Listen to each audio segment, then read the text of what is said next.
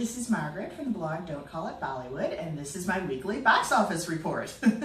There's two big stories in the box office this week, Spyder and Judwaa 2, and they have two very different sort of trends to them, both of which seem to indicate changing trends in the industry as a whole, in particular changing trends in overseas versus Indian box office. I'll start with Judwaa. Judwaa, according to reports, is doing very, very well at the Indian box office, better than any film has done for months now, any Hindi film that is, because the Hindi industry has really been struggling in India in particular. But overseas, that is not the case. I was all excited to check the American box office figures for Judwaa 2 because I kind of enjoy watching the movie, and I do think that Varun Dhawan is a promising young star, and I wanted to see how it turned out. Well, it did not turn out well. It made about $2,600 per screen in America on 192 screens. In contrast, Badranath Ki Dulhania made almost $5,000 per screen, so almost twice as much on 40 less screens in America. That was a better release here. People liked the story, people liked the complexity, people were curious about it. Even though it was on fewer screens, it did better as a whole than Judwaa did. The same is true in the UK. The UK and the US did not like Judwaa. The per screen counts are pretty bad. The only reason it's at the top of the Indian box office in those places is because it released on so many screens. So this is bad in two ways. It's always bad when the per screen is down. And it's also bad that the distributors did not guess correctly. So it's on a lot of screens, which means a lot of theaters are losing money because of that bad per screen. However, in India, as I said, it's doing well, and also in Australia, Canada, and New Zealand, which are traditional Punjabi markets, and also traditional markets that sometimes can be a little closer to the Indian market. The US and the UK market, and this is actually from an interview with Karan Johar, he pointed this out, they tend to be a little more intellectual. They tend to want a little more thought-provoking social commentary films. Australia, Canada, and New Zealand, a little more just fun, good times, a little more connected to the Indian ethos in some ways. So they liked Judwaa, which is good overall. So that means Judwaa has good global box office and good Indian box office. But it's bad if you talk about particular countries. So great, a bunch of theater owners and distributors in Canada are making a lot of money. But in the US, a lot of theaters and distributors are losing money. And this is a problem. Either people need to realize that these films are going to have different receptions in different places and cut down the release in certain areas so as to contain the damage, or they need to figure out how to make a movie that's going to work for everybody. What's really interesting is this is kind of the reverse of Jab Harry Met Sejal. Jab Harry Met Sejal did very well in the UK and America. Not as well as other Shah Rukh Khan films have done, not as well as it could have, but very well. And it did not do well in those other areas. So really what needs to happen is the Judwaa 2s need to have very limited release in the markets where they're not going to do well, and big release in the markets where they are going to do well, and the Jab Harry Met Sejals need to do the same. This is the same thing that's been going on in India. Generally, market by market, films don't have the same kind of release. They're a little more targeted than that.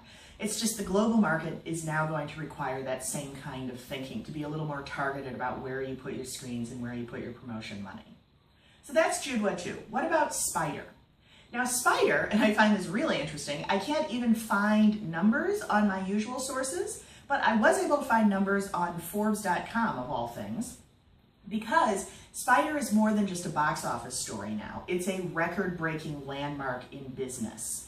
The thing about Spyder is opening night broke records. Massive, unbelievably large number of tickets sold for a massive, unbelievably large amount of money.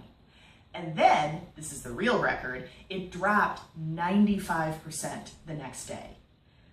That's just unheard of, to have such a huge opening followed by nothing. And it's been, what, like 6 days now? And it's still nothing. It has not bounced back. This is just a very strange pattern, but it's also a pattern that we should have predicted because it's the extreme version of what we've been seeing all along.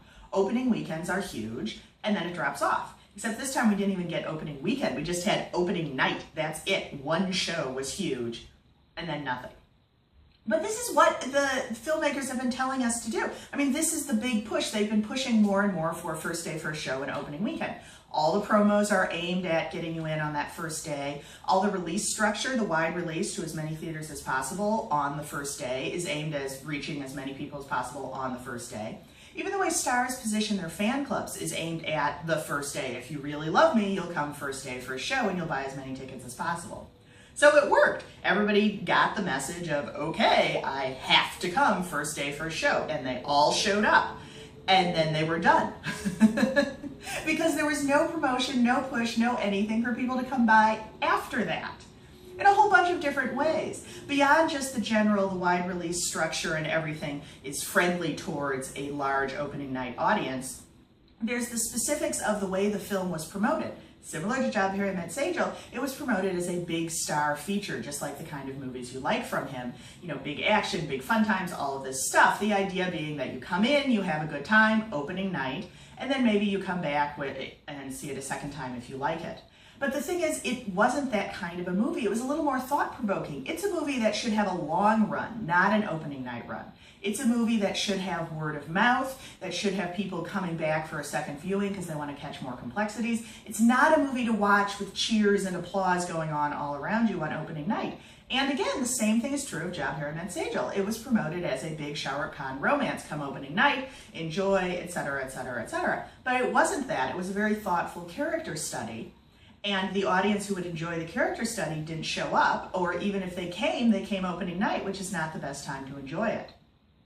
So Job Here I Met Sejal and Spyder, the same thing, except Spyder is so extreme that I am hopeful people will actually notice this pattern and pay attention to it and change their behavior. Because Spyder, like Job Here I Met Sejal, is a legitimately good film. It's a film that would benefit from a long run. It should have had a smaller release, it should have had a smaller promotion structure, it should have encouraged people to come opening night, but also to come the second night or the third night or the fourth night or whenever they get a chance to come, not just all at the same time. Anyway, that's how things look this week. Judwaa 2, good in some places, terrible in others. They need to figure out how to better distribute films to balance that. Spyder, amazing opening night, terrible ever since then. They need to figure out how to better promote films to balance the opening night requirements with the long run requirements.